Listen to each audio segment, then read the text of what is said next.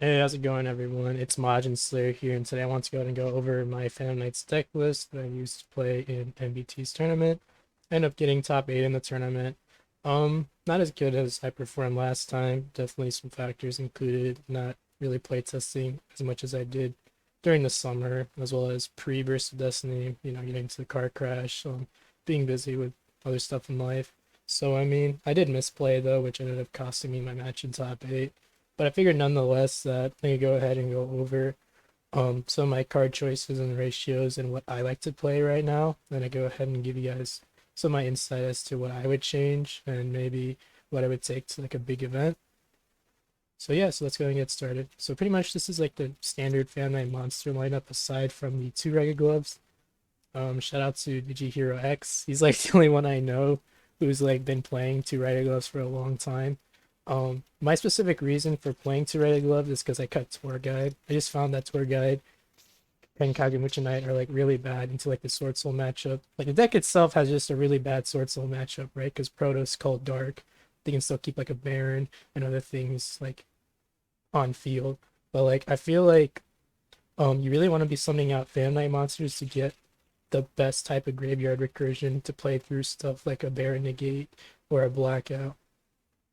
And then since I'm cutting tour guide, I'm also going to be relying a lot more on hard drawing my Phantom Knight names. So I think by increasing the count, it really is going to help me go full combo because as you guys know, Rated Gloves plus any generic extender is pretty much full combo. I can typically play through a Nibiru and Netshu, at least a Verte Anaconda. And so it's like doing the math, I have like an 81% chance of like seeing one of the Family names I actually want to open up with, aside from the Stained Greaves, because I'm including the Rhoda as a Phantom name. Then we have extenders, Wielder, Tracker, Forward, the Danger Package, Eateles, and Rhoda. In the newer build that I'm testing, I cut the Jackalope and I don't really miss it. It just clogs up my hand too much, and oftentimes I find myself having to discard one of my Destiny pieces with bad RNG, unfortunately, but it is what it is. So I don't really miss it. I think that I'm going forward. I'm gonna keep on cutting it. But yeah. So then we have BA package with Graph and Seer. I don't play Skarm in this version. I think Skarm really only gets you the best type of recursion if you're playing Tour Guide alongside it. Plus the deck already runs quite a few bricks. Then we got the going second cards, which is 2 Nib, 3 Imperm, 3 Droplet, 1 Duster. Um, I found 2 Nib to be decent. I don't mind like the 2 of ratios, especially like you're playing a 40 card list, because sometimes 3 can get cloggy. And for me, I think I saw Nibiru quite a fair bit, even though I only have it at 2, so I thought this was decent.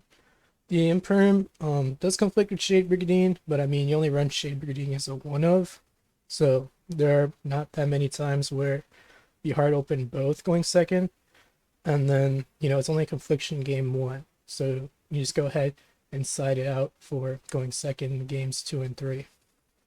Droplet's pretty much staple. Send your whole hand to the graveyard sometimes, you open up a whole bunch of monsters. Harpy's Fight Adjuster, big advocate on a Mystic Mine out, just because of how hard it is to out it in this deck, since Rusty can't be used as Link material. It's a very annoying card to deal with. And then for the traps, we got 3 Pog Blade, 1 Wing, 1 Shade Brigandine. Newer version of the deck that I'm testing out with. I cut Shade Brigandine to the side because I've just been finding that Shade Brigandine doesn't help me break boards, and I'd much rather see a going second card than Shade Brigandine. And I think Shade Brigandine is useful when you're trying to do the Rated Gloves combo that plays around the Nibiru and utilizes the Shade Brigandine so you can bait out the Nibiru before committing to your Fam Knight monsters in graveyard.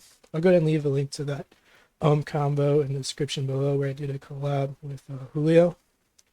And then we got the Fusion Destiny package. Pretty much the main reason why I'm playing 40 cards. I know in the past I've used like 42 through like 45 card deck lists, but I feel like with the additional Fusion Destiny, it's actually a card you want to actually see as much as possible. So that way, if you get hand trapped to death, you can at least end on this for an interruption as well as follow up. So that's the main reason why I'm playing 40 cards. It's just too broken not to want to see every time. And then also, you really want to see hand traps this format, in my opinion. I think like to beat Sword Soul, to beat Bird Up, you really need to like see as much hand traps as possible for consistency's sakes. Moving on to the side deck, we got the Red Reboot, Twin Twisters. Some people play Cosmic Cyclones, some people play Lightning Storms. So you know that people play Evenly Match. I don't like playing cards when my opponents are gonna side Lancey against me. Um, Also, I don't like Lightning Storms because people can also side in Anti-Spell against you. Granted, it's not that popular of a side deck choice right now from what I've seen from the DCS topping deck list. As a going first card, most people are going to be playing D-Barrier. And also, when it comes to like Twin Twisters, I want to take care of multiple back row. Like Sky Striker is at least going to set up a Widow Anchor plus a TC Boo for you. Or maybe it's the Invoke matchup and they have like a Schism plus an unknown, like maybe an Imperm or a TC Boo as well. So I want to take care of multiple forms of back row. And with the discard fodder being so free in this deck, I feel like it's definitely worth the Twin Twisters. And Red Reboot is just to help you out as like a Saki one of against like um the Harpy's Featherstorm and then the Blackout, you know, really big powerful traps this format. Then we got the Droll and Lockbird, good for Drytron, and the Bird Up matchup. And then I side decked the Gamma. I feel like Gamma's just too strong not to play right now because a big theme of the format is that you want to, you know, get rid of the body and also negate the effect. Like think about how you can use Torn Scales to bait out hand traps. Like maybe you discard a Droplet to try to see if your opponent's going to Veiler or Impermanent Torn Scales. But if they end up Gamma, using Gamma on the Torn Scales, then you're really in a tough spot because you're relying on having like two generic extenders that sort of summon each other and don't rely on having like a level 3 on field. You know, you really need like specific extenders in order to play through that. You know, helps take care of like the first bird monster Bird Up likes to put out, so then that way we can slow them down a little bit. Also helps out against a Sword Soul matchup, getting rid of like the Moyi, getting rid of the Lon John, you know, just try to slow down every little. It hits basically every deck, and I feel like with the way I do my side deck patterns, like setting out a couple traps and setting out the BA package going second, I feel like it's not going to be that bricky. I haven't found it to be as bricky. I previously used this over the summer in a case tournament you guys might know me from, but I found myself really liking it this format so far. Then we got the Two Judgment, Imperial Order, Underworld Goddess. I don't play the Scythe Lock. I feel like it's too vulnerable to side deck hate, like Cosmic Cyclones and DD Crows. So I prefer to go more with like a universal going first card. Helps out against evenly matches. The Scythe Lock isn't bad since you only side in. You don't need to side in that many going first cards. But you know, it won't work against every deck like Flunderies, Outwitch.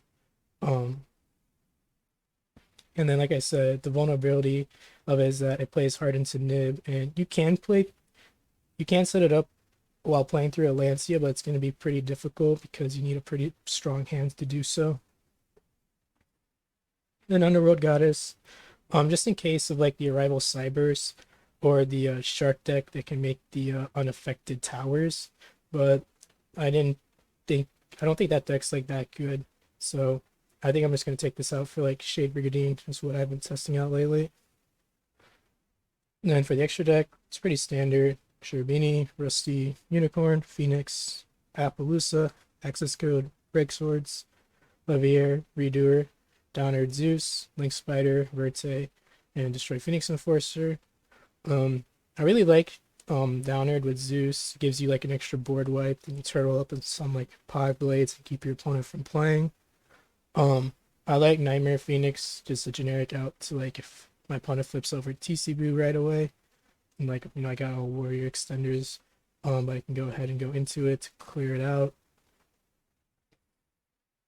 I like Redoer over Evil Swarm Nightmare right now, mainly because it's also decent against the Sky Striker matchup, and the invoked, where Evil Storm Nightmare isn't that good against, because you can just go Entis, pop your Evil Storm Nightmare. And a lot of decks right now, are running the Fusion Destiny package.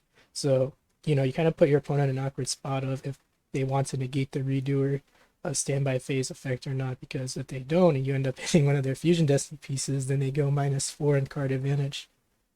But yeah, so that's pretty much the deck list. Some changes that I've been working on is that I took out the Shea Brigandine and the Danger Rabbit, put the Shea Brigandine to the side for Underworld Goddess, and then put it into Ash Blossoms. But yeah, that's gonna be it for the list, you guys. Hope you guys enjoyed. Hope my insight as to some card choices slash ratios made sense. And if you guys go ahead and try it out, let me know in the comments if it's been working out for you. And yeah, hope you guys have a great day. Peace.